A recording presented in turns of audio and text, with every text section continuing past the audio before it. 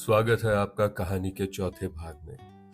मैं हूं दिशांक और आप सुन रहे हैं द वॉइस ऑफ दिशांक। कहानी को आगे सुनने से पहले चैनल को सब्सक्राइब करें ताकि आने वाले वीडियोस आप तक पहुंच सकें।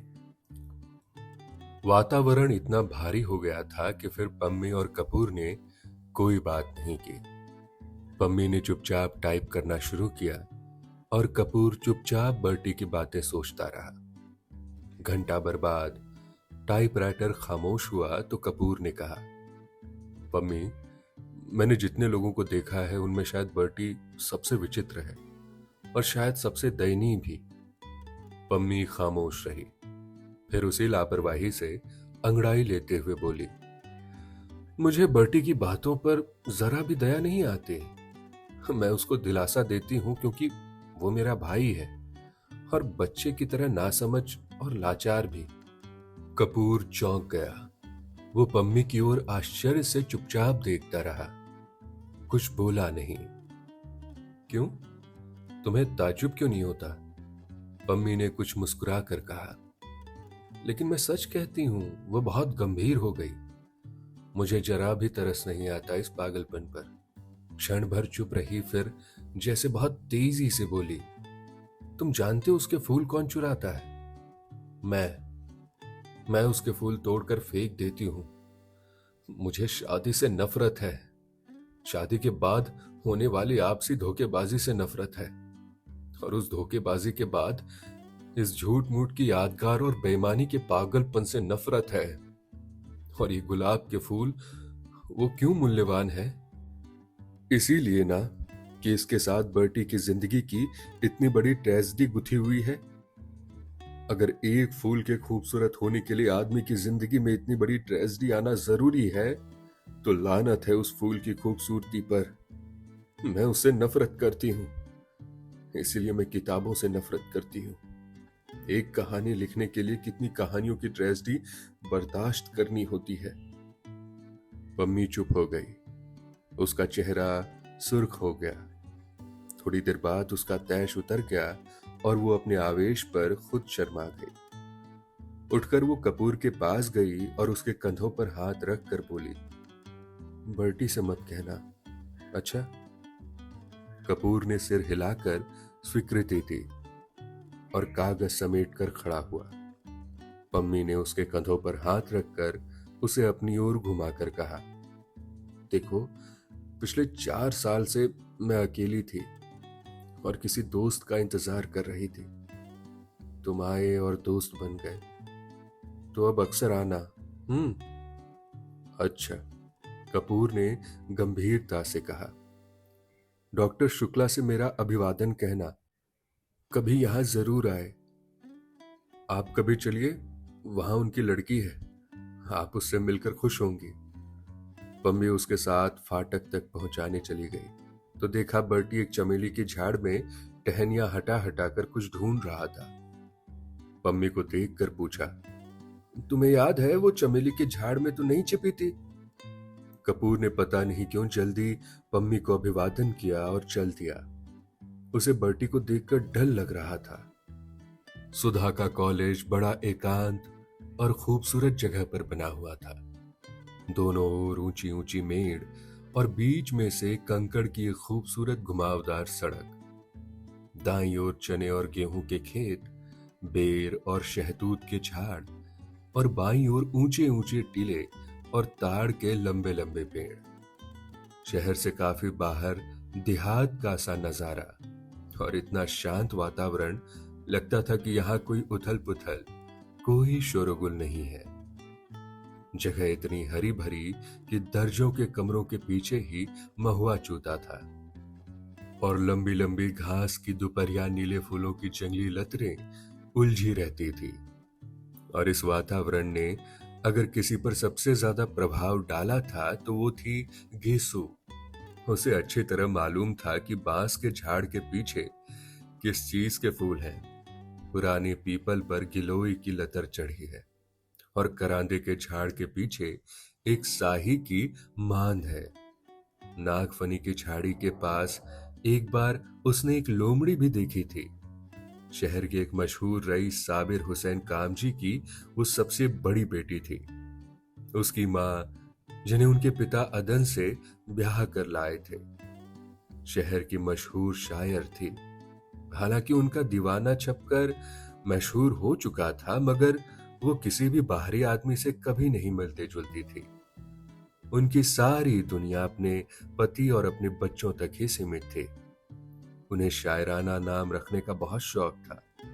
अपनी दोनों लड़कियों का नाम उन्होंने गेसू और फूल रखा था, और अपने छोटे बच्चे का नाम हसरत।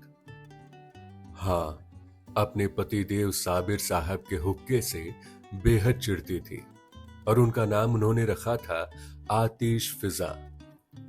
घास फूस लतर और शायरी का शौक गेसू ने अपनी माँ से विरासत में पाया था। किस्मत से उसका कॉलेज भी ऐसा मिला जिसमें दर्जों की खिड़कियों से आम की शाखें झांकती रहती थी। इसीलिए हमेशा जब कभी मौका मिलता था, क्लास से भागकर गेसू घास पर लेटकर सपने देखने की आदी हो गई थी। क्लास के इस महाभिनिष्क्रमण और उसके बाद लतरों की छांव में जाकर ध्यान योग की साधना में उसकी एकमात्र साथिन थी सुधा। आम की घनी छांव में, हरी भरी धूप में दोनों सिर के नीचे हाथ रखकर लेटे रहती और दुनिया भर की बातें करती।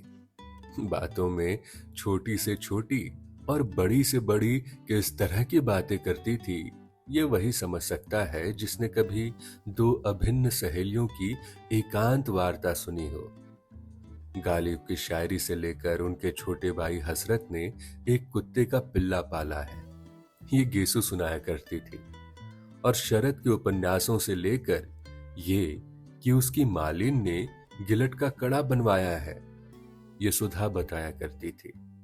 दोनों अपने अपने मन की बातें एक दूसरे को बता डालती थी, और जितना भावुक, प्यार, अनजान और सुकुमार दोनों का मन था, उतनी ही भावुक और सुकुमार दोनों की बातें।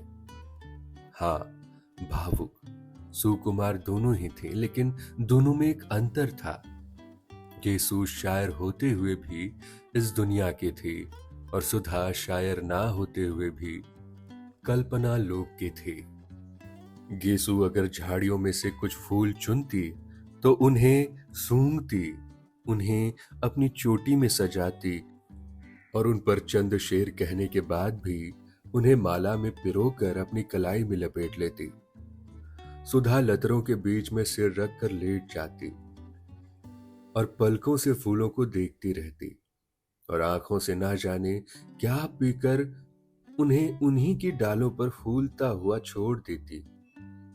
गेसु हर चीज का उचित इस्तेमाल जानती थी। किसी भी चीज को पसंद करने या प्यार करने के बाद अब उसका क्या उपयोग है, क्रियात्मक यथार्थ जीवन में उसका क्या स्थान है, ये गेसु खूब समझती थी। लेकिन सुधा किसी भी फूल के जादू में बन जाना चाहती थी, उसी की कल्पना में डूब जाना चाहती थी। लेकिन उसके बाद सुधा को कुछ नहीं मालूम था। गेसु की कल्पना और भावुक क्षमता शायरी में व्यक्त हो जाती थी, अतः उसकी जिंदगी में काफी व्यवहारिकता और यथार्थ था। लेकिन सुधा, जो शायरी लिख नहीं सकती थी, अपने स्वभाव और गठन में खुद ही एक मासूम शायरी बन गई थी। वो भी पिछले 2 सालों में तो सचमुच इतनी गंभीर, सुकुमार और भावनामयी बन गई थी कि लगता था कि सूर के गीतों से उसके व्यक्तिगत के रेशे बुन गए हों। लड़कियां गेसु और सुधा के स्वभाव और उनकी अभिन्नता से वाकिफ थी, और इसीलिए जब आज सुधा की मोटर आकर साइबान में रुकी और उसमें से सुधा और गेसु हाथ में फाइल लिए उतरी, तो कामिनी ने हंसकर प्रभा से कहा, लो, चंदा सूरज की जोड़ी आ गई। सुधा ने सुन लिया, मुस्कुराकर गेसु की ओर, फिर कामिनी और प्रभा की ओर देखकर हंस दी। सुधा बहुत कम बोलती थी। उसकी हंसी ने उसे खुशमिजाज साबित कर रखा था, और वो सभी की प्यारी थी। प्रभा ने आकर सुधा के गले में बाह डालकर कहा, गेसु बानो, थोड़ी देर के लिए सुधा रानी को हमें दे दो, जरा कल के नोट्स उतारने हैं इनसे पूछकर। गेसु हंसकर बोली, उसके पापा से तय कर ले, फिर तू जिंदगी भर सुधा को पाल पोस, मुझे क्या करना। जब सुधा प्रभा के साथ चली गई तो गेसु ने कामनी के कंधों पर हाथ रखा और कहा, कमो रानी, अब तो तुम ही हमारे हिस्से में पड़ी हो। आओ चलो देखें लतर में कुंदर है या नहीं। कुंदर तो नहीं, अब चने का खेत हरिया आया है, कम्मो बोले। गृह विज्ञान का पीरियड था और मिस उमालकर पढ़ा रही थी। बीच की कतार की एक बेंच पर कामिनी, प्रभा, गेसु और सुधा बैठी थी। हिस्सा बांट अभी तक कायम था, अतः कामिनी के बगल में गेसु, गेसु के बगल में प्रभा और प्रभा के बाद बेंच के कोने पर सुधा बैठी थी। मिस उमालकर रोगियों के खान पान के बारे में समझा रही थी। मेज के बगल में खड़ी हुई, हाथ में एक किताब लिए हुए, उसी पर निगाह लगाए हुए वो बोलती जा रही थी। शायद अंग्रेजी की किताबों में जो कुछ लिखा हुआ था उसी का हिंदी में उल्था करते हुए बोलती जा रही थी। आलू एक नुकसानदेह तरकारी है। रोग की हालत में वो खुश्क होता है, गर्म होता है और हजम मुश्किल से होता है। सहसा गेसु ने एकदम बीच से पूछा, गुरुजी, गांधी जी आलू खाते हैं या नहीं? सभी हंस पड़े। मिस उमालकर ने बहुत गुस्से से गेसु की ओर देखा और डांट कर कहा, why talk of Gandhi? I want no politics discussion in class. सभी चुप हो गए। उन्होंने फिर पढ़ना शुरू किया।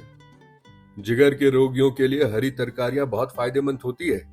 लौकी, पालक और हर किस्म के हरे साग तंदुरुस्ती के लिए बहुत फायदेमंद होते हैं। सहसा प्रभा ने कोहनी मारकर गेसु से कहा, ले फिर क्या है, निकाल चने का हरा साग, खा खाकर मोटे हो मिस उमालकर के घंटे में। गेसु ने अपने कुर्ते की जेब से बहुत सा साग निकालकर कामनी और प्रभा को दिया। मिस उमालकर अब शक्कर के हानि लाभ बता रही थी। लंबे रोग के बाद रोगी को शक्कर कम देनी चाहिए। दूध या साबूदाने में ताड़ की मिश्री मिला सकते हैं। दूध तो ग्लूकोज के साथ बहुत स्वादिष्ट लगता है। इतने में जब तक सुधा के पास साग पहुंचा कि फौरन मिस उमालकर ने देख लिया। वो समझ गई ये शरारत गेसु की होगी। मिस गेसु, बीमारी की हालत में दूध काहे के साथ स्वादिष्ट लगता है? इतने में सुधा के मुंह से निकला, साग काहे के साथ खाएं? और गेसु ने कहा, नमक के साथ। नमक के साथ? मिस उमालकर ने कहा, बीमारी में दूध नमक के साथ अच्छा लगता है? खड़ी हो, कहां था ध्यान तुम्हारा? गेसु सन्न। मिस उमालकर का चेहरा मारे गुस्से के लाल हो रहा था। क्या बात कर रही थी तुम और सुधा? गेसु सन्न। अच्छा, तुम लोग क्लास के बाहर जाओ और आज हम तुम्हारे गार्जियन को खत भेजेंगे। चलो जाओ बाहर। सुधा ने कुछ मुस्कुराते हुए प्रभा की ओर देखा और प्रभा हंस दी। गेसु ने देखा कि मिस उमालकर का पारा और भी चढ़ने वाला है, तो वो चुपचाप किताब उठाकर चल दी। सुधा भी पीछे पीछे चल दी। कामनी ने कहा, खत वत भेजती रहना सुधा, और क्लास ठठाकर हंस पड़ी। मिस उमालकर गुस्से से नीली पड़ गई थी। क्लास अब खत्म होगी और रजिस्टर उठाकर चल दी। गेसु अभी अंदर ही थी कि वो बाहर चली गई थी। उनके जरा दूर पहुंचते ही गेसु ने बड़ी अदा से कहा, बड़े बेआबरू होकर तेरे कूचे से हम निकले। और सारी क्लास फिर हंस पड़ी। लड़कियां चिड़ियों की तरह फुर हो गई और थोड़ी ही देर में सुधा और गेसु बैडमिंटन फील्ड के पास वाले छतनार पाकड़ के नीचे लेटी हुई थी। बड़ी खुशनुमा दोपहर थी। खुशबू से लदे हल्के हल्के झोंके गेसु की ओढ़नी और गरारे की सिलवटों से आंख मिचौली खेल रही थी। आसमान में कुछ हल्के रूह पहले बादल उड़ रहे थे और जमीन पर बादलों की सांवली छायाएं दौड़ रही थी। घास के लंबे चौड़े मैदान पर बादलों की छायाओं का खेल बड़ा मासूम लग रहा था। जितनी दूर तक छां रहती थी उतनी दूर तक घास का रंग गहरा काही हो जाता था, और जहां जहां बादलों से छनकर धूप बरसने लगती थी वहां वहां घास सुनहरे धानी रंग की हो जाती। दूर कहीं पर पानी बरस रहा था और बादल हल्के होकर खरगोश के मासूम स्वच्छंद बच्चा की तरह दौड़ रहे थे। सुधा आंखों पर फाइलों की छां किए हुए बादलों की ओर एकटक देखे जा रही थी। गेसु ने उसकी ओर करवट बदली और उसकी वेणी में लगे हुए रेशमी फीते को उंगली में उमेड़ते हुए एक लंबी सी सांस भरकर कहा, बादशाहों के मुअत्तर ख्वाब गाहों में कहा, वो मजा जो भीगी भीगी घास पर सोने में है। मुतमईन बेफिक्र लोगों की हंसी में कहा, लुफ्त तो एक दूसरे को देखकर रोने में है। आज के भाग में बस इतना ही। कल फिर मुलाकात होगी एक नए भाग के साथ। कहानियों का सिलसिला ऐसे ही जारी रहेगा। आप सुनते रहिए the voice of the shank. हर शाम 5:30 बजे मैं आपके लिए गुनाहों के देवता का भाग लाता रहूंगा।